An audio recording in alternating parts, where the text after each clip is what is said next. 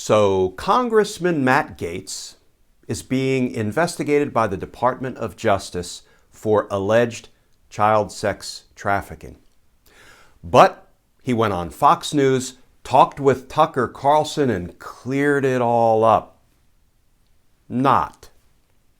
Let's talk about that. Because justice matters.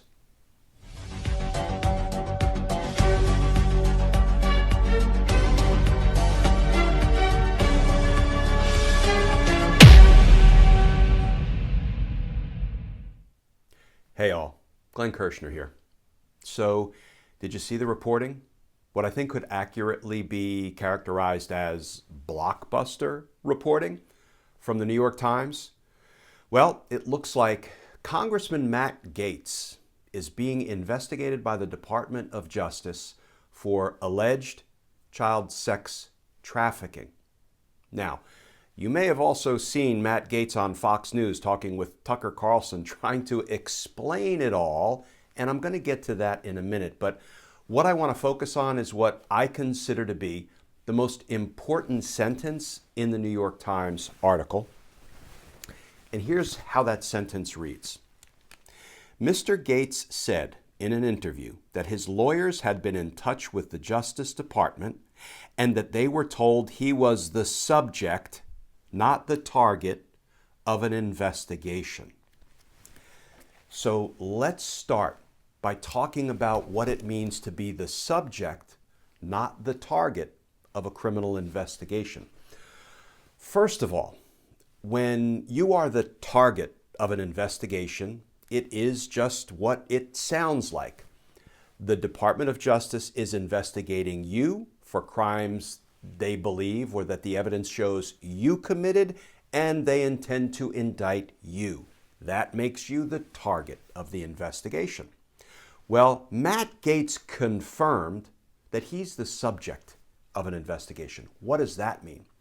So the subject is somebody who there is evidence to suggest has committed crimes, and those crimes are within the scope of the investigation being conducted by the Department of Justice. So being a subject is not a good thing.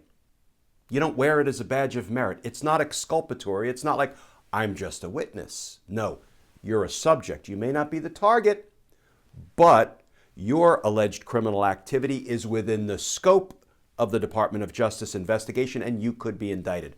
Here's how dramatic it is to be the subject. If I were to put a subject, somebody that, as a former prosecutor, I decided the evidence suggested he or she was a subject of my investigation, if I wanted to put that person in the grand jury, the Department of Justice rules require me to advise that person as follows. This is a hypothetical. Now, Mr. Gaetz, you understand that you are a subject of this criminal investigation. What that means is that your alleged criminal activity falls within the scope of the matters being investigated by the grand jury, and if the evidence supported it, this grand jury could indict you for criminal activity. Do you understand that? Do you understand you're a subject of the grand jury? Knowing that, are you still willing to give testimony to this grand jury today? So folks, being a subject is kind of like being a target -1. It's not a good thing. And I wanted to start with that because I think it's important to note. It looks like there's lots of speculation out there about what Matt Gaetz did or didn't do, what he's claiming was going on here. People are extorting him and all kinds of craziness. But it's important to know that even he and his attorneys confirmed to the New York Times that he is a subject of the DOJ investigation. Now, let's talk about his appearance on Tucker Carlson, because I watched it several times and then I rinsed my eyes out, tried to clear my head. And if you've watched it, you'll probably feel the way I feel, which is that it was like Matt Gaetz opened 3 boxes that contained 3 different puzzles, and he dumped all the pieces together and mixed them up.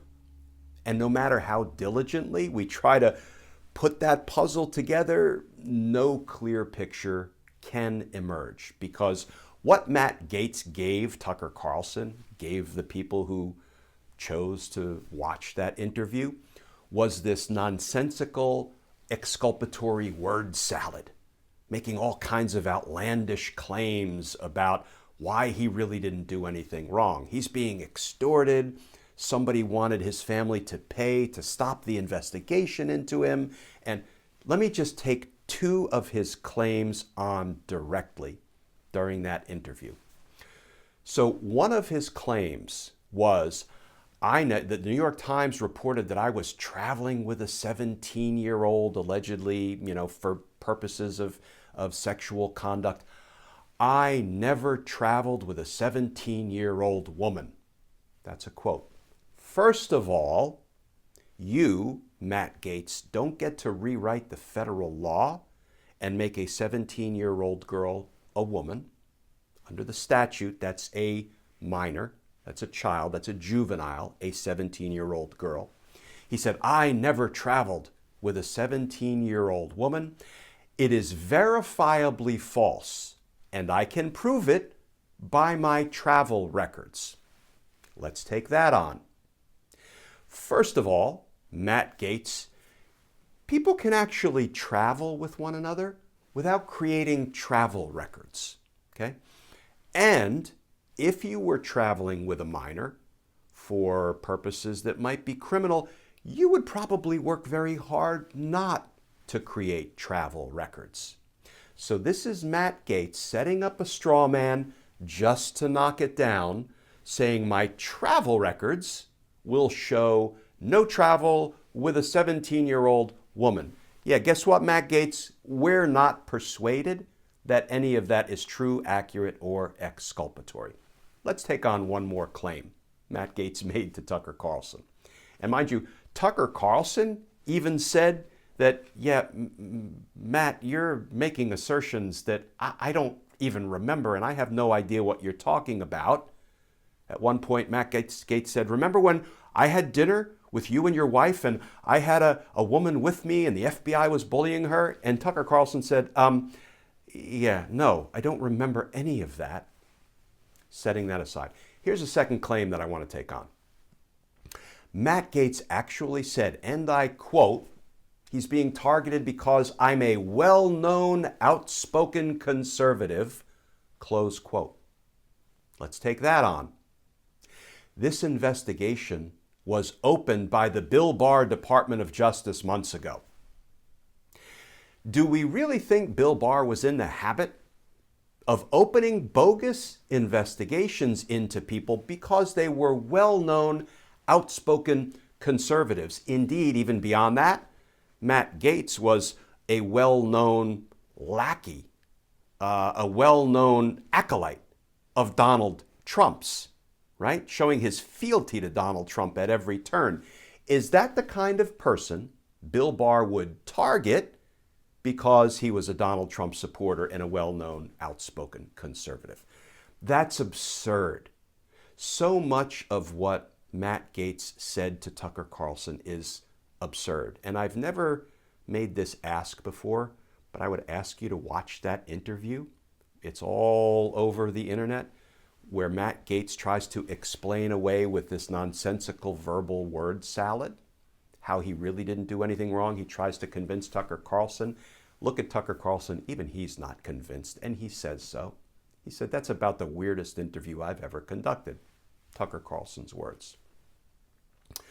So all I can say, folks, is stay tuned to this one, because child sexual trafficking crimes under the federal code are serious business, as well they should be.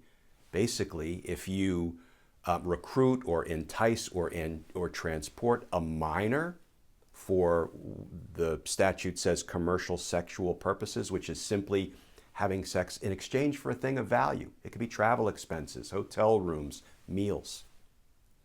You have committed a federal felony. And there are a whole series of crimes, depending on the nature of your conduct, that start at a 5-year offense and they go up to life.